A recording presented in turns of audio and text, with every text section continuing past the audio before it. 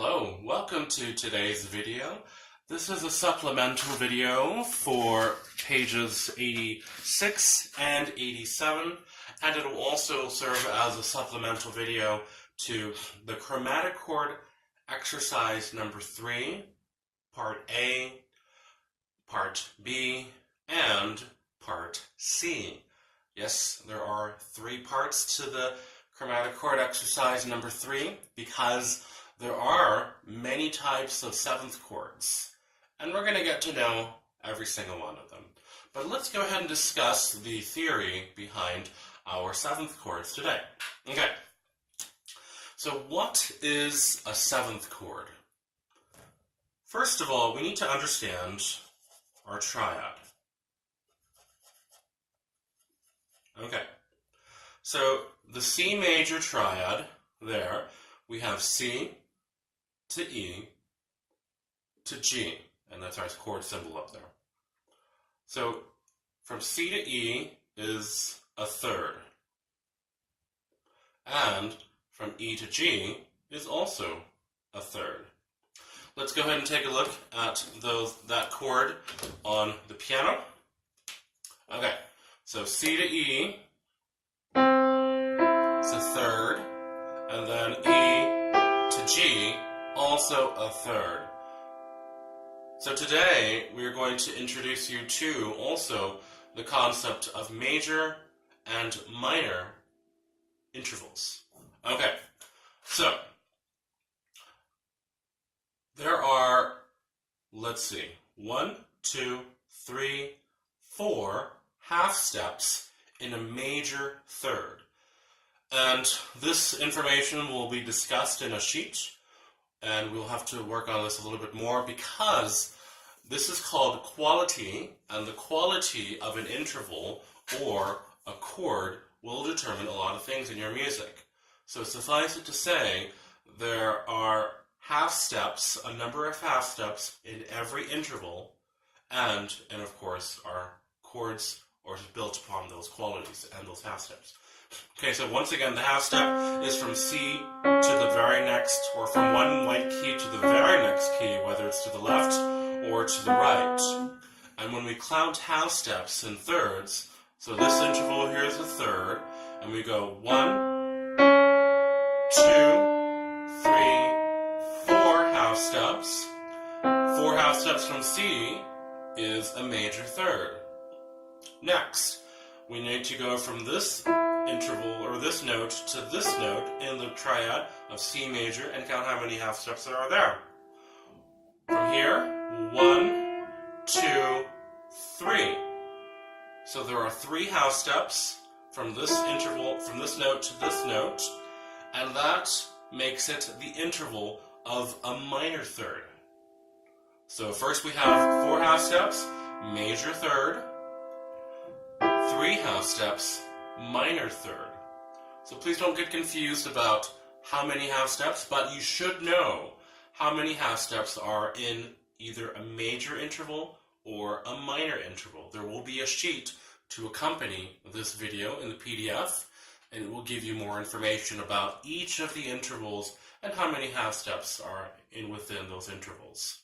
Okay, so let's go ahead and adjust now this little diagram here.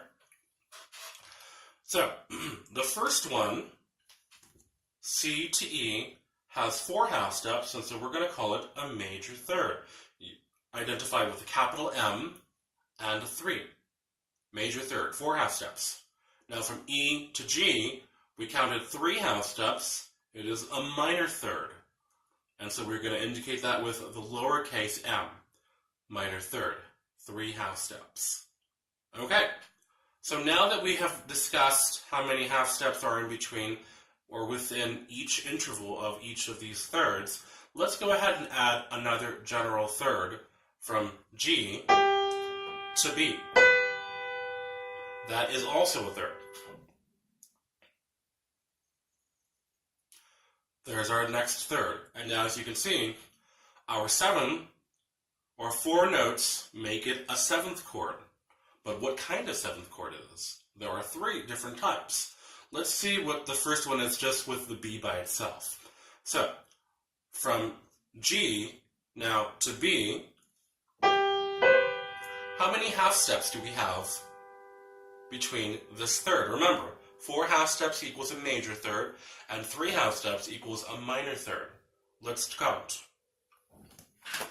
1, 2, 3, 4. Ooh, that means from G to B is a major third. Let's go ahead and write that in. So capital M, 3. Very nice. So now that we know this is a major third, we now know the quality of this 7th chord. So just before you start writing your 7, you need to know what the quality of the 7th interval is. Now we can go further with this and say that the interval of a 5th from C to B is a perfect 5th. We'll talk about perfect 5ths in another time, but suffice it to say, from C to G is a perfect 5th because it has 1, 2, 3, 4, 5, 6, 7 half steps. And then we can go further and say from C to B is a major 7th. A major 7th has 1, 2, 3, 4, 5, 6, 7, 8, 9, 10, 11 half steps. And that makes it a major 7th. Now you can also understand this if you know your scales. If you know the key of C major, they're all white keys.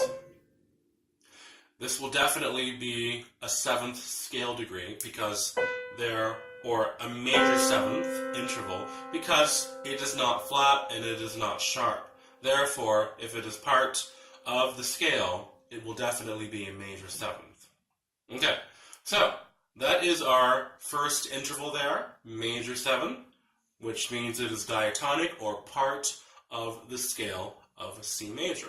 And the way we write this, now this is a little confusing, in popular music and in music in general, there are many ways to discuss or to write a major 7. The way that I learned in school is I wrote it this way.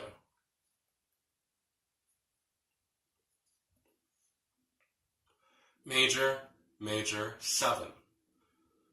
And so the major, major 7 refers to the first third interval from C to G, from C to E. That's a major third. And then the major 7 refers to the 7th from C to B. Okay, so once again, the name of the chord is C. The first capital M refers to the first major third, which is an essential tone in a 7th chord. And then the last capital M with the 7 refers to the major 7th. 7, major 7 as in 11th half steps, making it a major 7th interval. Adding those two, a major 3rd and a major 7th, makes it a C major, major 7. And this is considered, this G right here, is considered a non-essential note, but we will include it for the complete construction of a major 7th chord. So we have C to E, major 7, E to G, minor 3rd, and then G to B, major 3rd. So the construction of a major, major 7th chord, or a C major 7th chord, is going to be major 3rd, minor 3rd, major 3rd. C major, major 7. Another way people will write this chord out is simply C capital M and 7, like this. This is another chord symbol you may see. And the most hilarious symbol is simply a triangle. So if you see a C with a triangle, it refers to this chord here. Okay, so that is our first major chord. It is a major 7th chord. And it sounds really nice because it is from tonic to the leading tone, going back to tonic. Okay, so let's now go on to our next chord.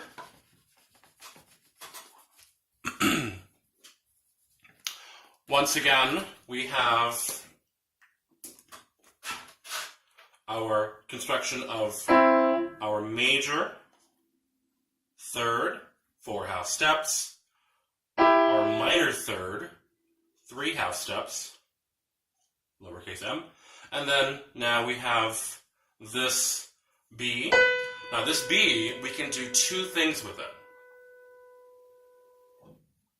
The first way is to take that B and put a flat sign in front of it, or to lower it 1 half step. Whoa, that sounds fancy. We now know about these 3 notes, which are good, but now this G to this B flat makes it 3 half steps. And we know 3 half steps, minor third is what that is now. So now we have a major third, a minor third, and then another minor third stacked on top of it.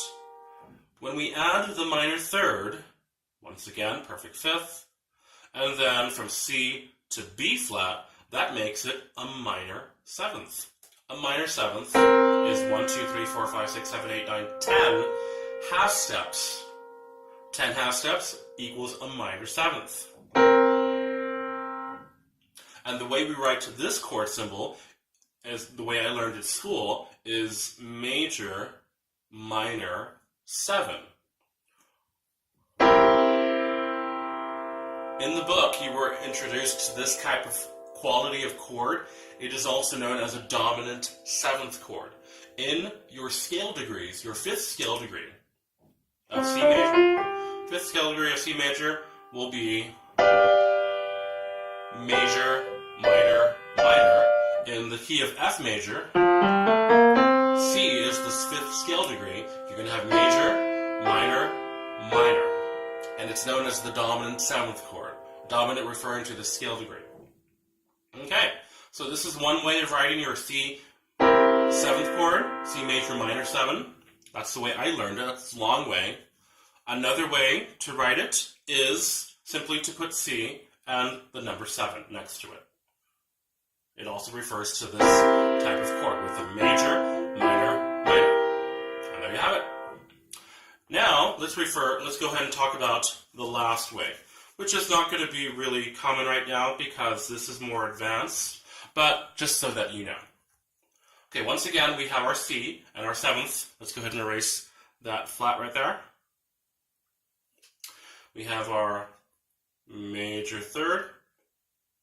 Oh, actually, before we do this, we're going to go backwards. We're going to go from here down. This is a very interesting type of chord here. Okay? So, we have our 7th. We lowered it a half step. But now, our 7th interval, or 7th note, or 7th scale degree is going to be lowered at even another half step. It sounds like a 6th, but it is still a B, and we now have it a B double flat. And it looks like a 6th, but it is actually a double flat B. When we do that, we're going to have to flat the G. And then we're also going to have to flat the E. And then we have our C by itself.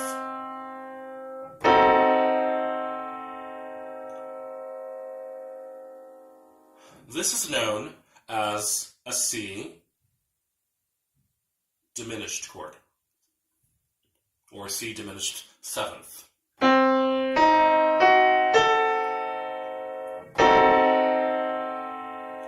So we have a minor third, another minor third, and then another minor third. So we have 3 minor thirds. Actually, 1, 2, 3. Yeah, that's a minor third right there too. So 3 minor thirds stacked on top of each other equals a C diminished 7th chord. And the interval here is going to be, that's going to be a diminished, or a 5 diminished. So this is going to be 5 diminished chord, 5th right there. And then the 7th is also going to be a 7 diminished interval, which is going to be 9 half steps. Okay, so there you have it. C7, or C diminished 7th chord, also can be written out like this. The little superscript 0 or circle with the 7. C diminished 7.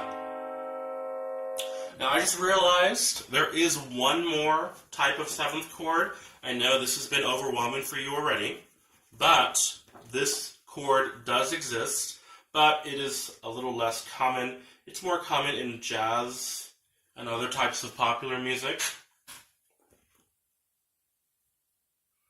Okay, so once again we have our 7th chord, C.